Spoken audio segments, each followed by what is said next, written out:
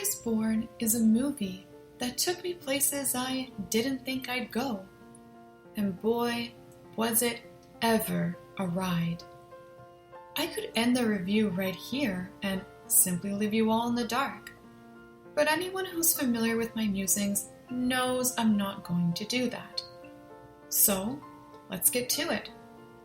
Having never seen any other version of A Star is Born or La Vie en Rose, when I first heard this film was coming out, I originally thought it was going to tell a much more lighthearted story about a woman trying to make it in the music business, with her trustworthy manager by her side. What I ended up getting, needless to say, was almost completely different. Instead, A Star is Born documents the hardships of a woman named Ali as a budding music artist. And a budding music artist married to an already popular rock musician, Jackson Maine. Still, I have to admit that throughout the film's entirety, there was never a moment when I felt as though there was no genuine love between these two characters. Lady Gaga and Bradley Cooper have phenomenal chemistry.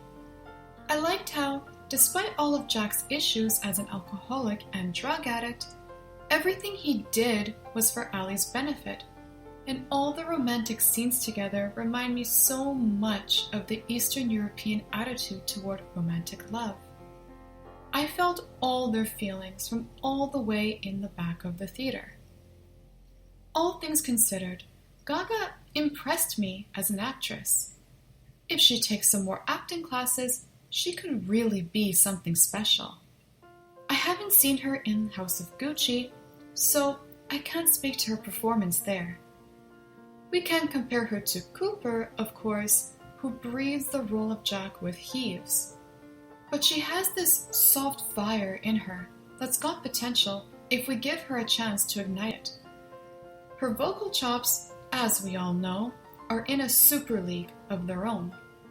Her most intense acting shines through in her performances, and we know she's truly living each moment on stage as Ali, just as she always does in her real-world singing career. While Cooper doesn't have the most original of singing voices, especially since it verges more on the country sound rather than rock, it's definitely sweet when it needs to be, and it harmonizes well with Gaga's. I thoroughly enjoyed every single performance and song in the soundtrack, from the soulful power ballads to the poppy tunes, as each one served a purpose in illustrating who Ali truly is as an artist, versus who she feels she has to become when she needs to for the sake of her career. Which brings me to my next point. This is the film that made me sympathize with artists a whole lot more than I already did. As much as Jack wants her to just be herself, she knows she can't always write the music she wants to in order to appeal to a wider audience. And sometimes she has to fall into the pop princess trap to get where she needs to be faster. But even so, her personality and personal morals never really change in the grand scheme of things. And then there's Jack. If it weren't for his substance abuse, he'd pretty much be the perfect human being. Not everyone with a problem is shady or has bad intentions, and I never even got the impression he harbors any sort of envy toward Ali, in spite of her suspicions. He is just very protective of her and wants her to stick to her guns, which we know is a difficult thing to do in the music industry, especially when you're just starting out.